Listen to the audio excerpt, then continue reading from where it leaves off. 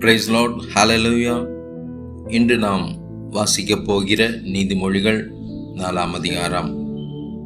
பிள்ளைகளே, நீங்கள் தகப்பன் போதகத்தை கேட்டு புத்தியை அடையும்படி கவனியுங்கள். நான் உங்களுக்கு நற்போதகத்தை தருகிறேன், என் உபதேசத்தை விடாதிருங்கள். நான் என் தகப்பனுக்கு பிரியமான குமாரனும் என் தாய்க்கு மிகவும் அருமையான ஒரே பிள்ளையுமானவன். அவர் எனக்கு போதித்து சொன்னது, உன் இருதயம் என் வார்த்தைகளை காத்து கொள்ள கடவது, என் கட்டளைகளை கைக்கொள், அப்பொழுது பிழைப்பாய். ஞானத்தை சம்பாதி, புத்தியையும் சம்பாதித்து என் வாயின் வார்த்தைகளை மறவாமலும் விட்டு விலகாமலும் இரு. அதை விடாதே, அது உன்னை தற்காக்கும். அதன் மேல் பிரியமாயிரு, அது உன்னை காத்து கொள்ளும். ஞானமே முக்கியம். ஞானத்தை சம்பாதி. எண்ணத்தை சம்பாதித்தாலும் புத்தியை சம்பாதித்துக்கொள். நீ அதை மேன்மைப்படுத்து, அது உன்னை மேன்மைப்படுத்தும். நீ அதை தழுவிக்கொண்டால் அது உன்னை கனம் பண்ணும். அது உன் தலைக்கு அலங்காரமான முடியை கொடுக்கும். அது மகிமையின் கிரீடத்தை உனக்கு சூட்டும். என் மகனே, கேள், என் வார்த்தைகளை ஏற்றுக்கொள், அப்பொழுது உன் ஆயுசின் வருஷங்கள் அதிகமாகும். ஞான மார்க்கத்தை நான் உனக்கு போதித்தேன், செவ்வையான பாதைகளிலே உன்னை நடத்தினேன். நீ அவைகளில் நடக்கும்போது உன் நடைகளுக்கு இடுக்கண் உண்டாவதில்லை. நீ அவைகளில் ஓடினாலும் இடரமாட்டாய். புத்திமதியை உறுதியாய் பற்றிக்கொள், அதை விட்டுவிடாதே. அதை காத்துக்கொள், அதுவே உனக்கு ஜீவன். துன்மார்க்கருடைய பாதையில் பிரவேசியாதே, தீயோருடைய வழியில் நடவாதே.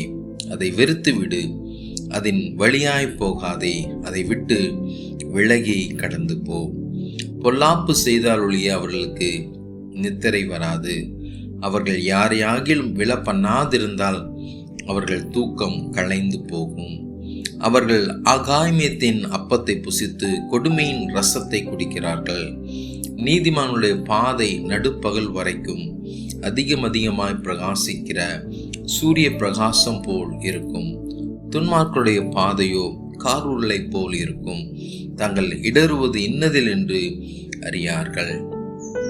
என் மகனே, என் வார்த்தைகளை கவனி, என் வசனங்களுக்கு உன் செவியை சாய். அவைகள் உன் கண்களை விட்டு பிரியாதிருப்பதாக. அவைகளை உன் இருதயத்துக்குள்ளே காத்துக்கொள். அவைகளை கண்டுபிடிக்கிறவர்களுக்கு அவைகள் ஜீவனும் அவர்கள் உடலுக்கெல்லாம் ஆரோக்கியமுமாம். எல்லா காவலோடும் உன் இருதயத்தை காத்துக்கொள், அதனிடத்தில் இந்த ஜீவ நீரூற்று புறப்படும். வாயின் தாறுமாறுகளை உன்னை விட்டு அகற்றி உதடுகளின் மாறுபாட்டை உனக்கு தூரப்படுத்து.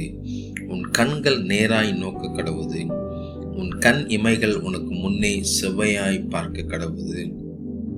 உன் கால்நடையை சீர்தூக்கிப்பார், உன் வழிகள் எல்லாம் நிலைவரப்பட்டிருப்பதாக. வலதுபுறமாவது இடதுபுறமாவது சாயாதே, உன் காலை தீமைக்கு விலக்குவாயாக. ஆமேன். தேவையில்லாத பார்வை, தேவையில்லாத பேச்சு, தேவையில்லாத காரியங்களில் நாம் ஈடுபடாதபடிக்கு இருக்க தேவனுடைய வார்த்தையை நம் இருதயத்திலும் நம்முடைய கண்களுக்கு முன்பாக வைத்திருக்கும் போது தேவன் அவை எல்லா தீமையிலிருந்தும் கர்த்தர் நம்மை பாதுகாத்து செவ்வையான பாதையில், நேரான பாதையில், சமாதானமான பாதையில் வழிநடத்த சித்தமுள்ளவராயிருக்கிறார். கண்டிப்பாக கர்த்தர் உங்களோடு கூட இந்த வசனத்தின் மூலியமாய் பேசியிருப்பார். கர்த்தர் உங்களோடு கூட பேசின வசனங்களை நீங்கள் கமெண்ட் பண்ணுங்க.